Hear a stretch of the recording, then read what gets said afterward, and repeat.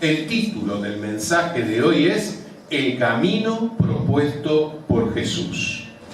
Jesús en Juan 14:6 expresó: yo soy el camino y la verdad y la vida. Nadie va al Padre para reconciliarse con Dios sino por Él, por la obra liberadora de Jesús en la cruz. Jesús dijo que Él es el camino que conduce a Dios. Él es el que hace posible nuestra reconciliación con Dios.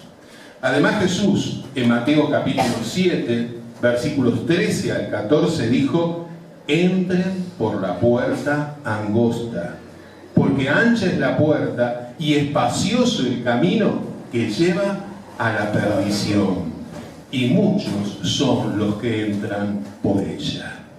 Pero angosta es la puerta, y angosto el camino que lleva a la vida eterna, y pocos son los que la hallan, los que la encuentran. Jesús afirmó que el camino propuesto por Él, en primer lugar, tiene una puerta estrecha. Él en Mateo 7:13 claramente expresó: entren por la puerta angosta. Jesús en Juan capítulo 10, versículos 1 al 17, se identificó a sí mismo como la puerta de acceso a Dios.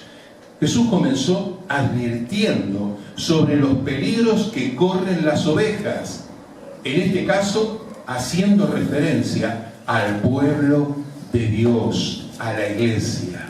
Jesús en Juan capítulo 10, versículo 1, Juan 10:1 expresó: en verdad les digo, el que no entra por la puerta en el redil de las ovejas, sino que sube por otra parte, ese es el ladrón y el salteador.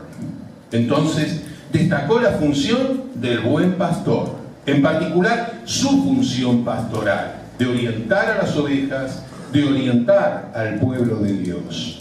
Él en Juan 10, versículos 2 al 4 dijo: pero el que entra por la puerta es el pastor de las ovejas. A este le abre el portero, y las ovejas oyen su voz. Llama a sus ovejas por su nombre y las conduce afuera. Cuando saca todas las suyas, va delante de ellas. Y las ovejas lo siguen porque conocen su voz. Y refiriéndose a las ovejas comprometidas, a aquellos que forman parte del pueblo de Dios y están comprometidos con Él, destacó que saben reconocer su voz, que saben reconocer sus enseñanzas. En Juan 10, versículos 5 al 6, Juan 10, 5 al 6 dijo: pero a un desconocido no seguirán, sino que huirán de él, porque no conocen la voz de los extraños. Las ovejas obedientes, comprometidas con Jesús, no escuchan la voz de los extraños, no les prestan atención. Jesús les habló por medio de alegorías, pero ellos no entendieron qué les estaba diciendo. Y de inmediato expresó que Él es la puerta de acceso a Dios, para reconciliarse con Él, para reconciliarse con Dios. Jesús destacó que Él es la única puerta de acceso y que hubo muchos que quisieron dañar a su pueblo, y hay muchos que quieren seguir dañando a su pueblo con enseñanzas extrañas, distintas de lo que la Biblia dice, de lo que la palabra de Dios dice. En Juan capítulo 10, versículos 7 al 11, Jesús continuó diciendo: en verdad les digo, yo soy la puerta de las ovejas. Todos los que vinieron antes de mí son ladrones y salteadores, pero las ovejas no les hicieron caso. Yo soy la puerta, dijo Jesús. Si alguno entra por mí, será salvo, y entrará y saldrá y hallará pasto. comida, alimento espiritual. El ladrón solo viene para robar y matar y destruir. Yo he venido para que tengan vida y para que la tengan en abundancia. Yo soy el buen pastor. El buen pastor su vida da por las ovejas. Por otro lado, denunció a aquellos que sirven solo por el salario que van a recibir. Ojo, no está mal recibir un reconocimiento económico. Lo malo es cuando a un pastor solo le interesa recaudar dinero para su propio provecho. Jesús dijo que él no era esa clase de pastor. Él es el modelo a seguir por los pastores. Pedro, al referirse a la función pastoral, en 1 Pedro 5, 2 al 4, 1 Pedro 5, 2 al 4, destacó lo siguiente: pastoreen el rebaño de Dios entre ustedes, velando por él, no por obligación, sino voluntariamente, como Dios quiere, no por avaricia del dinero, sino con sincero deseo, tampoco como teniendo señorío sobre los que le han sido confiados, sino demostrando ser ejemplos del rebaño. Y cuando aparezca el príncipe de los pastores, Jesús, recibirán la corona inmarcesible, inmarchitable de gloria. Continuando con lo dicho por Jesús, él planteó que el que trabaja solo por el dinero, cuando ve el peligro, abandona a las ovejas. Jesús en Juan, capítulo 10, 12 al 13, Juan 10, 12 al 13 dijo: pero el que es un asalariado y no un pastor, que no es el dueño de las ovejas, ve venir al lobo, abandona las ovejas y huye, y el lobo las arrebata y las dispersa. Él huye porque solo trabaja por el pago y no les importa las ovejas.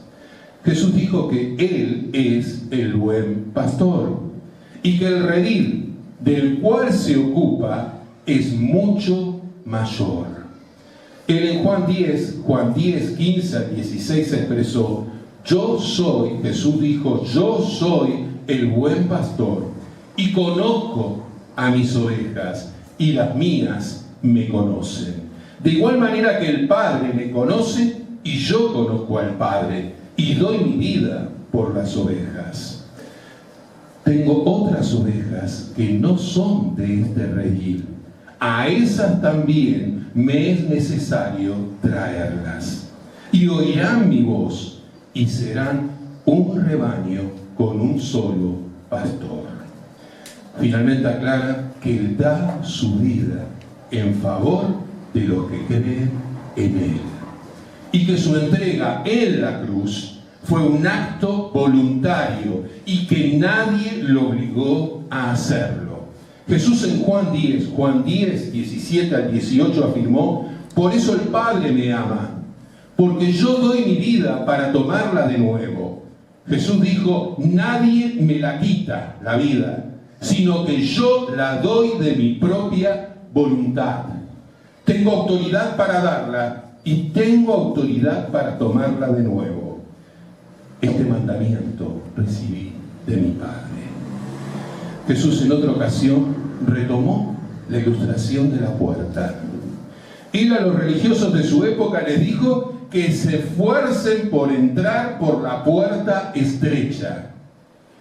Sin embargo, ellos no entendían a lo que se refería Jesús cuando hablaba de la puerta. Jesús en Lucas 13, versículos 24 al 30, 13, 24 al 30 les advirtió: esfuércense por entrar por la puerta angosta, porque les digo que muchos procurarán entrar y no podrán. Después que el padre de familia se haya levantado y cerrado la puerta, y estando fuera empiecen a llamar a la puerta diciendo: Señor, Señor, ábrenos. Él respondiendo les dirá: no sé de dónde son. Entonces comenzarán a decir: de delante de ti hemos comido y bebido, y en nuestras plazas enseñaste. Pero les digo que no sé de dónde son. Apártense de mí, todos ustedes, hacedores de maldad. Allí será el llanto y el crujir de dientes. Cuando ven a Abraham, a Isaac, a Jacob y a todos los profetas en el reino de Dios, y ustedes estén excluidos. Porque vendrán del oriente y del occidente, del norte y del sur, y se sentarán a la mesa en el reino de Dios. Y aquí habrá últimos que serán primeros, y primeros que serán últimos. El mensaje de salvación llegó primero al pueblo judío, y luego se extendió a todas las naciones. Hoy nosotros tenemos el privilegio de haber recibido ese mensaje. Muchos de nosotros hemos depositado nuestra fe en Jesús como Señor y como Salvador. Sin embargo, hay muchos que escuchan este mismo mensaje de primera mano, comunicado por alguien cercano a ellos, y no aceptan darle el lugar a Jesús en sus vidas, reconociéndolo en forma auténtica, en forma genuina, como Señor y Salvador de sus vidas. Sin embargo, todavía hay esperanza hasta que el Señor venga. Y quizá alguno que ha quedado último acepte la invitación de Jesús y sea salvo. Sin embargo, el tiempo es hoy, siempre es hoy, porque no sabemos cuándo el Señor va a venir. El tiempo es hoy para compartir el mensaje de salvación. Hagamos la parte que nos toca a nosotros, que queden las personas que nos rodean su decisión definitiva de darle o no el señorío a Cristo. Por otro lado, Jesús afirmó que el camino propuesto por Él en segundo lugar tiene también un recorrido estrecho. Jesús en Mateo 7:14 dijo: angosto es el camino que lleva a la vida. La vida cristiana se transforma en un desafío. La vida cristiana se transita en forma ajustada a las enseñanzas de la palabra de Dios, ajustada a las enseñanzas bíblicas. El mundo plantea un camino muy amplio, un camino tramposo que conduce a la destrucción de la vida de aquellos que deciden transitar ese camino. Se habla de amplitud de criterio, pero en realidad lo que hay es estrechez de mente, porque no se da lugar al discernimiento, no se da lugar al sentido común, sino al placer aparente, a logros efímeros, circunstanciales, fugaces, a un desenfreno que muchas veces choca con la dura realidad. Y literalmente hoy hay personas que chocan y destruyen sus vidas por darse al alcohol, por darse a las drogas, por no llevar una vida ordenada. A lo largo de toda la Biblia encontramos textos que diferencian los caminos por los cuales puede transitar el ser humano. En Deuteronomio 30, versículo 15, Deuteronomio 30, 15 dice: mira, yo, Dios, hoy he puesto delante de ti la vida y el mal. He puesto delante de ti la vida y el bien, la muerte y el mal. Dios plantea dos caminos básicos: el bien y el mal. Más adelante en Deuteronomio 30, 19 dice: a los cielos y a la tierra llamo por testigos hoy contra ustedes. Esto se lo está diciendo al pueblo, que les he puesto delante la vida y la muerte, la bendición y la maldición. escojan pues la vida para que vivas tú y tu descendencia. El ser humano puede elegir entre el bien y el mal, la vida o la muerte, la bendición o la maldición. Vivimos en un mundo que contrariamente tiende a inclinarse hacia el mal, hacia la muerte, hacia la maldición. Cuesta creerlo. ¿Cómo las personas se inclinan a hacer el mal? Porque es el camino más cortito, más inmediato, con beneficios aparentes en lo inmediato. Pero esto conduce a la destrucción muchas veces de esas vidas. Dios anima a dar lugar al bien. Él quiere que tendamos hacia el bien, que pulsemos hacia la vida, dando lugar a la bendición de Dios sobre nuestras vidas.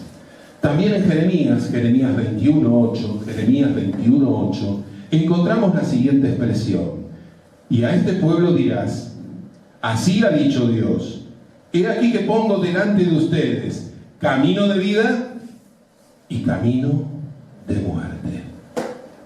Dios no te obliga a hacer las cosas.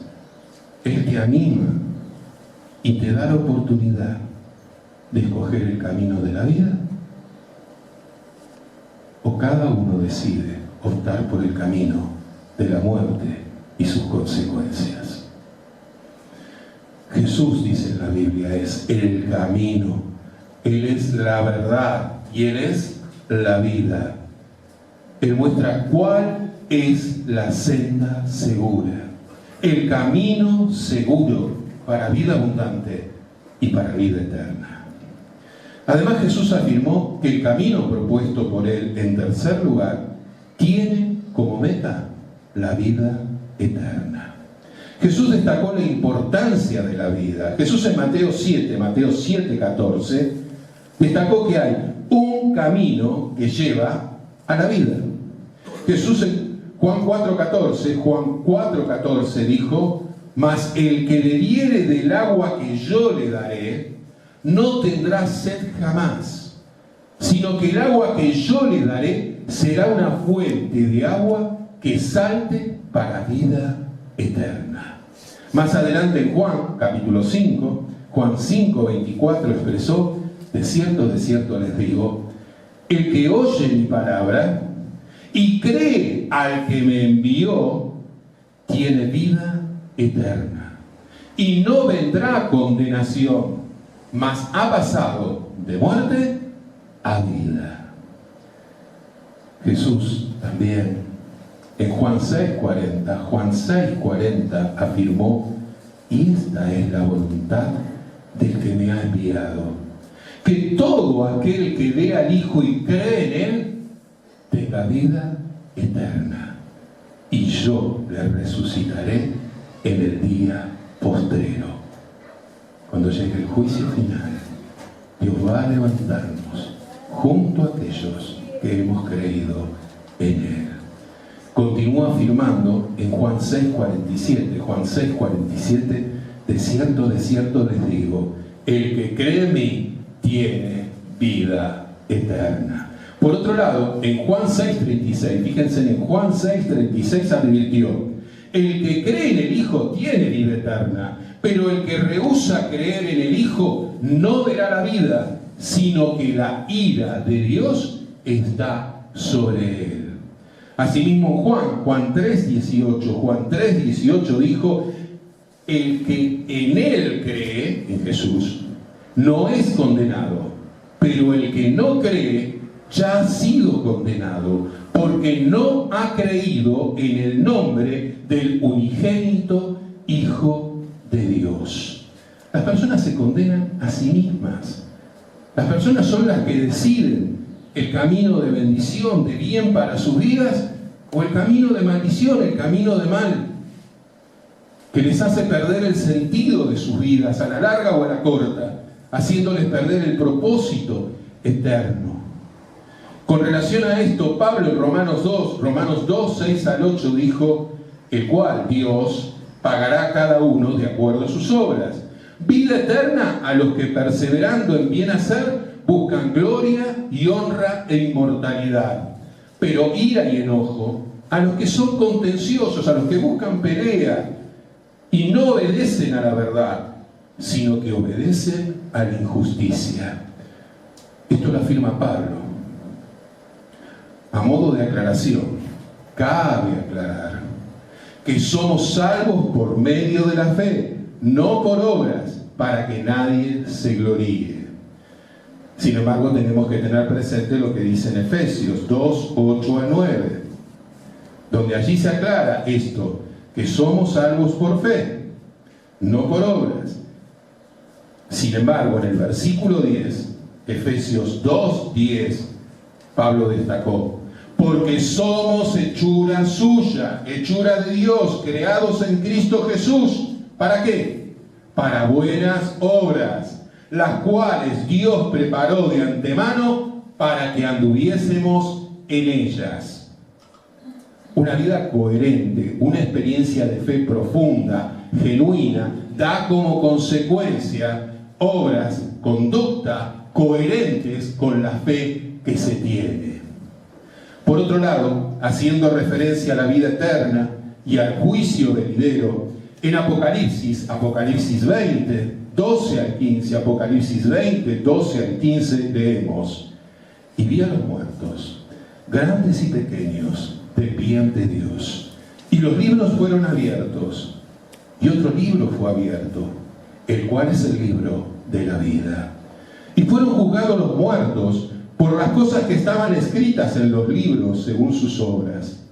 Y el mar entregó los muertos que había en él, y la muerte y el Hades entregaron los muertos que había en ellos. Y fueron juzgados cada uno por sus obras. Y la muerte y el Hades fueron lanzados al lago de fuego. Esta es la muerte segunda. Todos vamos a padecer una muerte primera, que es la muerte física. Pero cuando llegue el juicio de Dios, aquellos que creyeron en Jesús como Señor y Salvador van a experimentar vida eterna. Y aquellos que no le dieron lugar a Jesús en sus vidas van a experimentar la muerte segunda, su muerte espiritual definitiva. Y termina diciendo este texto que estamos en Apocalipsis 20, versículo 15: y el que no se halló inscrito en el libro de la vida fue lanzado al lago de fuego. De acuerdo a lo expresado en la Biblia sobre la vida eterna, siempre es oportuno recordar lo que dice en Juan 3:16. Porque de tal manera amó Dios al mundo, a cada uno de nosotros, que dio a su Hijo unigénito, para que todo aquel que en Él cree no se pierda, mas tenga vida eterna. Y en el versículo 17, Juan 3:17 dice: porque no envió Dios a su Hijo al mundo para condenar al mundo, sino para que el mundo fuese salvo por Él. Pablo, por otro lado, expresó: mas ahora que han sido libertados del pecado y hechos siervos de Dios, tienen por fruto la santificación y como fin la vida eterna. Esto lo dijo Pablo en Romanos 6:22. El desafío: si ha habido una decisión genuina de fe, reconociendo a Jesús como Señor y Salvador, es vivir en santidad, apartados, consagrados, dedicados a servir a Dios. En síntesis, podemos afirmar que Jesús es la puerta de acceso a Dios. Él es el camino que conduce a la reconciliación con nuestro Padre Celestial. Jesús se ha constituido nuestro ejemplo de vida, nuestra meta para vida abundante y eterna. Gracias, Padre, por tu palabra. Gracias, Padre, por tanto amor. Porque más allá de haberlo merecido, tú te hiciste hombre. Y en la persona de Jesús entregaste tu vida, pagando, saldando nuestra deuda por los pecados. Gracias, Padre, porque recibimos el beneficio de tu gracia cuando aceptamos a Jesús en forma auténtica, genuina, como Señor y Salvador. Gracias, Padre, porque tú también te encargas en tu palabra de aclarar que no es simplemente decirte Señor, Señor. Esta decisión, este señorío que te damos, es clave, es necesario que sea auténtico y lo mostremos a través de nuestras actitudes, a través de aquello que hacemos a lo largo de la vida. Gracias, Padre, porque allí estás tú con tu Santo Espíritu, guiándonos para mantenernos en ese camino estrecho, angosto. Gracias por tus advertencias, para no desviarnos por ese camino ancho que lleva a la perdición, que muchas veces aparece como algo cómodo, transitable, seguro y de puro engaño. Oh Padre del cielo, gracias, porque tu camino es seguro. Jesús es nuestro camino, Él es el ejemplo. Gracias, Padre, que como Pablo podamos decir, con Cristo estoy juntamente crucificado, y ya no vivo yo, mas tú vives en mí.